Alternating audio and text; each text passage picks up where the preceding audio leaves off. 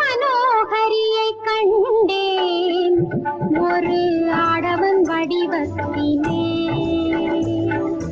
கௌரி மனோகரியை கண்டேன் ஒரு ஆடவன் வடிவத்திலே.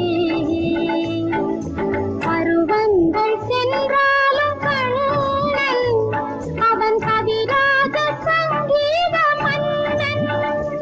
அவன் கவிராஜ சங்கீத மன்னன்.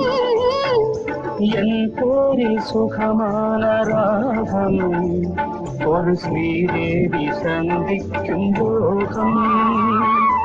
என் பேரில் சுகமான ராகம் ஒரு ஸ்ரீதேவி சந்திக்கும் யோகம்.